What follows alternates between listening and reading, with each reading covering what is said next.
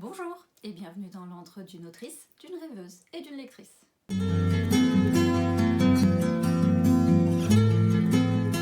La semaine dernière, dans le cadre de la Journée internationale de l'auto-édition, je vous ai présenté mes romans, La duologie, Constellation et Ascension.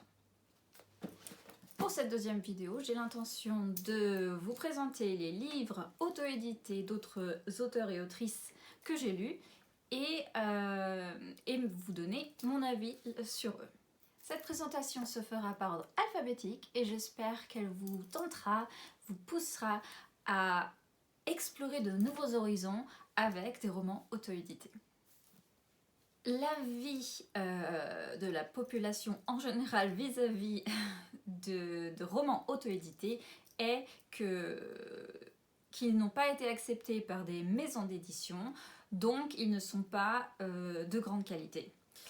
Et j'ai envie de vous dire, mais c'est complètement faux. Beaucoup de ces auteurs et autrices n'ont même jamais essayé de faire publier leur livre par une maison d'édition. Ils ont tout de suite choisi de passer par l'auto-édition. Pourquoi ? Pour avoir plus de contrôle sur le produit, sur la couverture, sur absolument tous les détails, ce qui fait que ces auteurs et autrices sont, en plus d'être des écrivains et des écrivaines, aussi des chefs d'entreprise, on va dire, de leur propre maison d'édition. Et je trouve que c'est un travail extrêmement minutieux, extrêmement difficile, pavé de beaucoup d'obstacles et de problèmes, mais les auteurs et autrices, moi inclus, on tient bon. Un jour, ça va le faire, on vivra peut-être de nos écrits. Commençons par Alex Soll. J'ai lu 2 romans de cette autrice qui, en général, si je ne me trompe pas, écrit plutôt des romans de style horreur ou paranormal ou thriller. J'ai lu un roman paranormal horreur et un roman thriller de cette autrice. Le premier, l'horreur. Vous êtes cordialement invités. Je vous le conseille vivement si vous aimez avoir peur. Ce livre m'a fait flipper du début, enfin peut-être pas du début, mais franchement très vite au début jusqu'à la fin. C'est absolument horrifique dans le sens où c'est extrêmement bien fait. Et les gens qui cherchent ce genre de roman, ils seront servis. Son deuxième roman que j'ai lu, À la vue de tous, c'est un thriller. Donc l'histoire d'une jeune femme qui rentre du Canada pour rendre visite à sa sœur enceinte. Et celle-ci disparaît dans le métro sans laisser de traces. Et du coup, on ne sait pas où elle est partie. Cette sœur essaye de trouver par tous les moyens possibles ce qui lui est arrivé.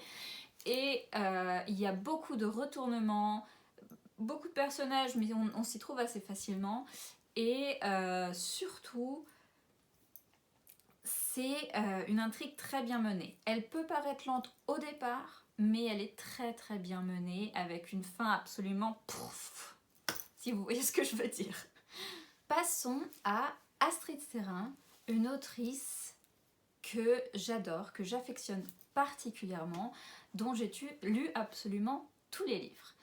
Elle a d'abord publié dans une toute petite maison d'édition Le Page d'Aurore, et c'est comme ça que je l'ai découvert. Ce roman a ensuite été auto-édité par l'autrice elle-même, et c'est plutôt un roman chevaleresque qui se concentre sur un jeune page, donc je crois qu'il doit avoir 12 ans, quelque chose comme ça, qui est très pur d'âme, de cœur. Et c'est tellement rafraîchissant de suivre un personnage comme ça, tout innocent, tout naïf, dans un monde où il y a des complots et où tout n'est pas tout rose et beau. Après ce roman, Astrid Serrin se concentre surtout sur des thématiques de steampunk. Donc elle a sorti une première duologie qui s'appelle Cité de foudre et Empire de rage, que j'adore absolument de tout cœur. J'adore sa description, j'adore ses personnages absolument flamboyants. L'histoire tellement bien menée avec un world building si détaillé et croustillant, si vous voyez ce que je veux dire. C'est vraiment un plaisir de lire Astrid Sterrin. Elle a également sorti une deuxième duologie, Automates et fiançailles et Potions et trahison. À l'heure qu'il est, je n'ai que lu le premier tome, puisque le deuxième tome, maintenant que je fais cette vidéo, n'est pas encore sorti. Il le sera quand vous le visionnez. Le premier tome se concentre sur Gisèle, qui est promise en mariage à Albert, et qui découvre que ses parents ont changé d'avis et promettent donc la main d'Albert à sa sœur aînée, Charlotte.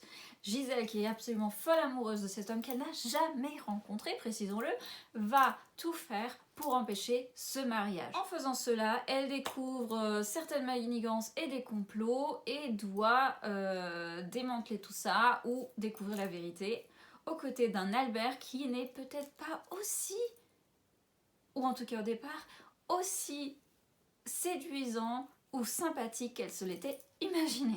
À Audrey Pasty avec son livre J'ai touché le fond de la piscine, qui était une lecture extrêmement touchante. C'est l'histoire d'une maman qui décède, il me semble, d'un arrêt cardiaque pendant qu'elle est dans la piscine et se noie du coup. Sauf qu'au lieu de disparaître, il s'avère qu'elle devient un fantôme et que ses deux filles peuvent la voir. Cette histoire est très douce et très drôle à la fois, et très triste aussi, parce qu'évidemment on parle du deuil, on parle aussi de cette séparation. J'imagine la douleur d'être un fantôme qui voit comment les êtres chers qui souffrent de son absence évoluent dans la vie. Mais c'est également très amusant.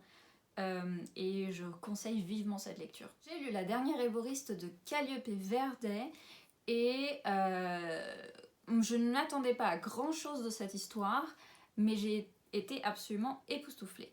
C'est situé dans un temps un peu post-apocalyptique, on va dire, et il y a une sorte de virus ou quelque chose dans ce style qui transforme les gens en animaux.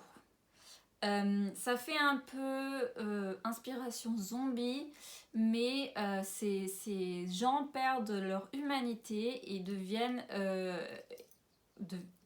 pas physiquement des animaux, mais leurs attitudes sont très agressives et violentes.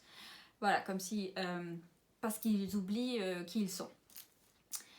Il y a une sorte d'institut qui fait des recherches sur ce virus pour trouver une cure. Et en parallèle, il y a une petite fille abandonnée dans la forêt. Enfin, elle n'est pas abandonnée dans la forêt, mais elle est toute seule dans la forêt. Et elle s'y connaît très bien en plantes. Je ne vous en dis pas plus, mais je vous conseille cette lecture. Eulalie Lombard a écrit énormément de romans, mais je n'ai lu d'elle qu'une trilogie, qui est la trilogie Au cœur de la bataille, qui se passe en Écosse. Les 3 livres suivent une même famille, mais à des générations différentes. Cette famille vit dans le château d'Eilean qui existe réellement en Écosse et que j'ai visité. De la romance historique, très bien menée, très bien décrite, on a l'impression de s'y retrouver et c'est une plume très agréable à lire, alors je vous conseille vivement, surtout si vous aimez la romance historique. Si vous aimez le fantastique, les créatures magiques et surtout l'humour, il vous faut lire Le soulèvement des licornes de Frank J. Matthews, qui est une histoire assez loufoque, dans laquelle les humains cohabitent avec des licornes et que les licornes parlent. Donc elles ont aussi des jobs. La licorne protagoniste, on va dire, de cette histoire est une chanteuse, une star à la Taylor Swift, mais au caractère assez bien trempé.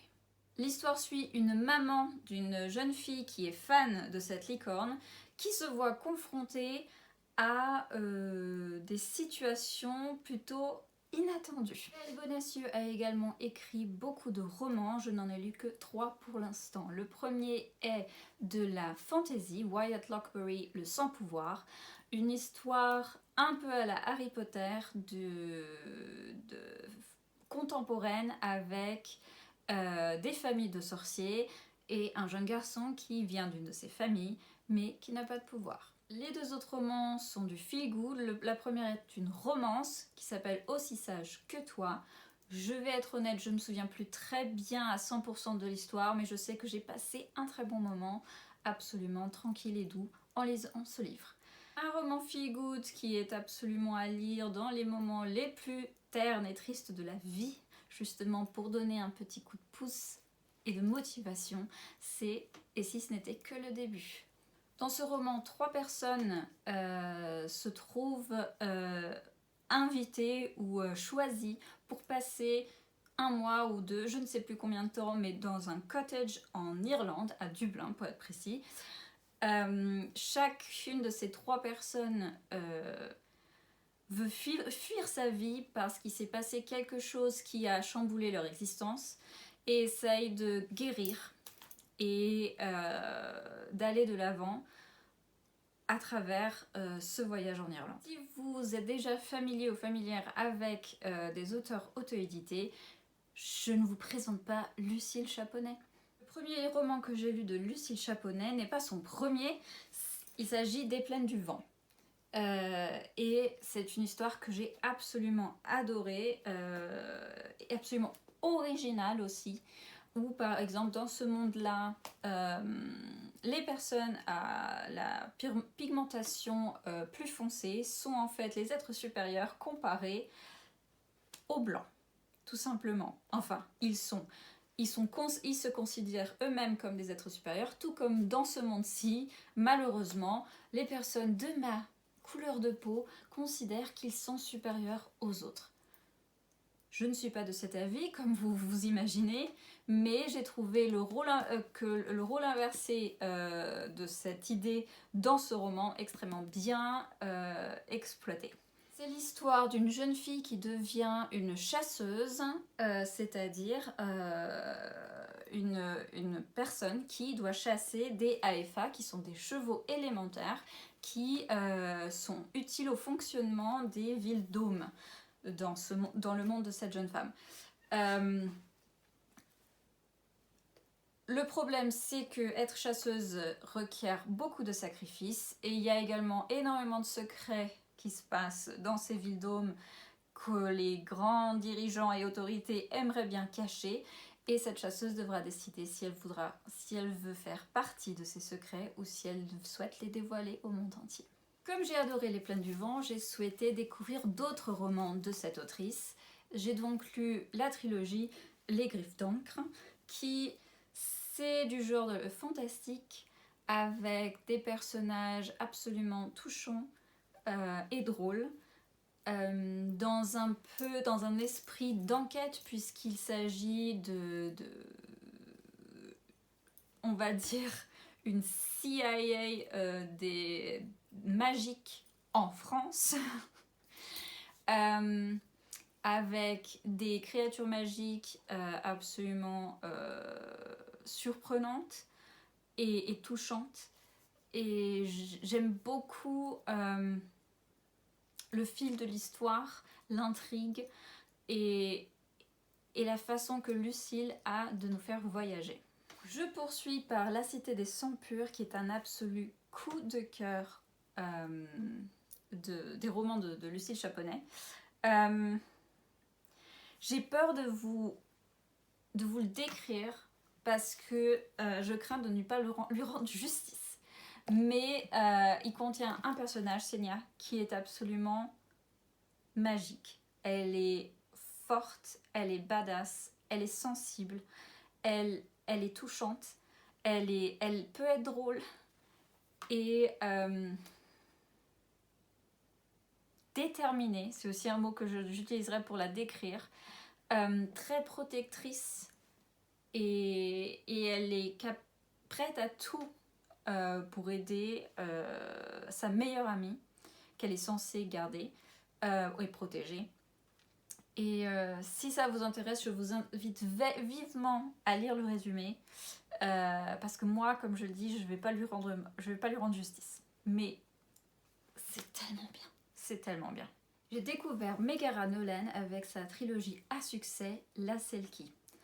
Un peu dans les eaux des griffes d'encre, mais située à Édimbourg, en Écosse, et suit l'histoire de Bree, une Selkie, donc une femme phoque, qui a perdu sa peau et ne peut donc pas retourner dans l'océan, et ce depuis plusieurs centaines d'années. Elle est une agente d'une brigade de protection des créatures magiques, quelque chose dans ce style-là. Et les 3 livres suivent des cas différents, mais il y a toujours un fil conducteur entre les 3. Et tout est si bien ficelé et mené, c'est absolument touchant. Ça nous fait découvrir l'Écosse avec un regard que je comprends absolument puisque j'adore l'Écosse. Ce n'est pas sans raison que cette trilogie est un succès. J'ai poursuivi ma découverte des œuvres de Megara Nolan avec Atypicalypso et Apocalypso. Ce sont 2 romans, une duologie de science-fiction qui suit le personnage de Calypso. Les cheveux violets, un caractère bien trempé, une personnalité déterminée et un peu rebelle. Un peu, juste un peu, non beaucoup. Qui a son vaisseau spatial, un tas d'amis. C'est également une voleuse et elle est pourchassée par les autorités. Des autorités qui, oui ou non, peut-être à un moment donné, vont se ranger de son côté. Je ne sais pas. C'est à vous de découvrir. Plus récemment, j'ai découvert Fais-moi t'aimer, qui est une romantaisie inspirée des Fae et que j'ai absolument adoré. Le world building de cette histoire est absolument génial. Il y a des détails qui sont très bien trouvés. J'aime bien la manière dont Megara a tissé ce monde de Fae et la romance était très bien trouvée. Bien sûr, on s'y attend à tous les coins de rue, mais c'est le but d'une romance. On sait qui sont les protagonistes, on sait qui on veut qu'ils se retrouvent ensemble. N'empêche que quand ça arrive, on est toujours très heureux. Nous sommes presque à la fin de cette vidéo, mais il me manque plus que 2 autrices. Il s'agit d'abord de Nelly Cheta avec sa trilogie Ménestrel. Si vous aimez les romans épiques, avec une touche de psychologie, de philosophie derrière chaque personnage et chaque intrigue, je vous conseille ces romans. Ils peuvent paraître parfois un peu longs, mais comment dire, la justesse des mots de Nelly est absolument présente partout dans son œuvre. Il faut y accorder son attention parce que il y a des indices, il y a des choses importantes à découvrir qui se dévoilent que à la fin et qui sont absolument bouleversantes. Et Nelly mène cette histoire de manière très originale du point de vue de plus divers ménestrels, d'où le titre de la trilogie, qui sont des êtres plus ou moins magiques, on va dire, qui, comme les ménestrels des temps anciens, voyagent dans le monde pour raconter ce qui s'est passé dans le monde.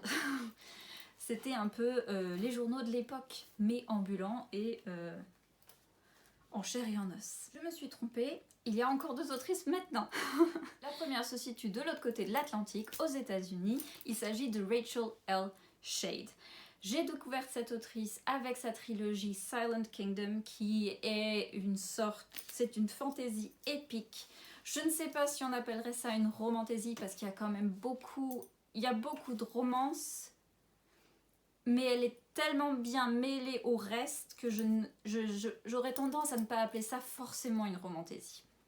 N'empêche que le slow burn est là. La douleur, la souffrance est là aussi. Et les histoires sont absolument exceptionnelles. Dans la même veine, elle a publié une tétralogie. Je n'ai pas encore acheté le 4e, mais comme je l'ai bêta lu, je sais comment ça se termine. Empire of Dragons, qui, pour moi, est beaucoup plus romantasy que sa première trilogie, parce qu'il y a beaucoup plus cet accent sur les relations entre les personnages, mais il y a aussi énormément d'intrigues politiques et il y a énormément de souffrance aussi. Ce sont vraiment des livres qui vous tiennent en haleine. Comme je vous l'ai dit, je les ai bêta lus, tous ces livres-là, plus le 4e.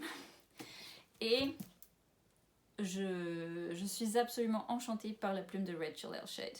Alors, si vous aimez lire l'anglais, je vous le conseille. Si vous ne lisez que du français, eh bien, j'espère que un jour ils arriveront en français. Après sa tétralogie de Empire of Dragons, elle est en train de sortir au fur et à mesure une nouvelle série liée, mais chaque tome est différent, inspirée des livres de Jane Austen, mais avec un soupçon féerique. Enfin, un soupçon. C'est surtout beaucoup de féerie inspirée de Jane Austen. Le premier étant évidemment inspiré d'Orgueil et Préjugés, il s'agit de Castle of Dusk and Shadows.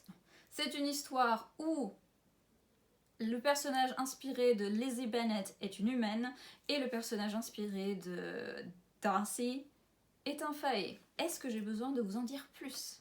Le deuxième tome de cette série, Fortress of Blood and Power, est inspiré de Mansfield Park. J'ai envie de dire très largement inspiré de Mansfield Park comparé à Orgueil et Préjugés où on découvre les détails beaucoup plus facilement. Il s'agit ici de l'histoire d'une jeune humaine aux caractéristiques étrangement féeriques qui se retrouve abandonnée ou exilée par son frère dans une forêt magique et où un gardien, ou plutôt un fae qui se transforme en loup, donc une sorte de loup-garou magique, féerique, qui se propose pour la protéger et la mener jusqu'au roi et à la reine. Un frère et une sœur plutôt cruels. Terminons par Ronstor, une autrice qui est connue pour la qualité esthétique de ses livres, mais aussi et surtout pour la qualité de sa plume. Le premier livre que j'ai lu d'elle s'appelle Masque et Monstre. Je n'ai toujours pas lu le tome 2, mais je vais le faire bientôt, je l'espère. Il s'agit de l'histoire de deux sœurs, Cornelia et Blanche, il me semble qu'elles s'appellent comme ça, qui vivent ensemble et ont un chat extrêmement grognon et qui, un jour, découvrent un carton devant leur porte avec à l'intérieur un animal ou une créature extrêmement étrange. Elles décident de s'en occuper et au fur et à mesure, plus d'animaux vont être déposés devant leur porte et se retrouvent avec un absolument gigantesque zoo de créatures fantastiques dans un tout petit appartement. C'est une histoire très drôle, très bien menée et j'ai hâte de découvrir le tome 2. Ensuite, poursuivi la découverte de cette autrice avec L'Ours et la Renarde. Et comment vous dire? Si vous trouvez cette couverture absolument magnifique, et elle l'est, elle ne rend même pas justice à l'incroyable histoire qui se cache à l'intérieur. C'est époustouflant, vraiment. J'ai rarement lu quelque chose publié par des maisons d'édition qui avait cette qualité. Les descriptions dans ce livre sont absolument magiques. L'intrigue, la construction de cette société, des us et des coutumes, des sentiments de ces personnages, franchement j'avais des moments, je sentais la rage, la tristesse, la colère, la peine. Je sentais la souffrance de ces personnages parce que Ronstor est un talent inné quand il s'agit d'histoires qui vous brisent le cœur en fait. Elles vous brisent le cœur, mais elles valent tellement le détour. Tellement le détour. Et voilà, j'ai terminé cette vidéo avec les avis des romans auto-édités que j'ai lus jusqu'à présent. J'ai encore une palle avec des romans auto-édités que je n'ai toujours pas lus. Mais j'adore découvrir ces nouveaux auteurs et ces nouvelles autrices qui, comme moi, essayent de briller un tout petit peu dans le monde des livres. S'il y a quelque chose que vous trouverez à chaque fois dans un roman auto-édité, c'est de la passion.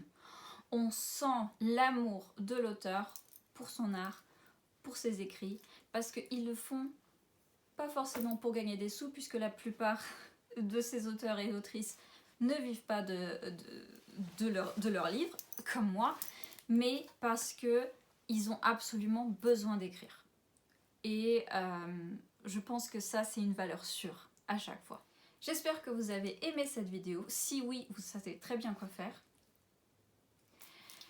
Et si vous n'êtes toujours pas abonné, je ne sais pas, qu'est-ce que vous attendez? Mais qu'est-ce que vous attendez?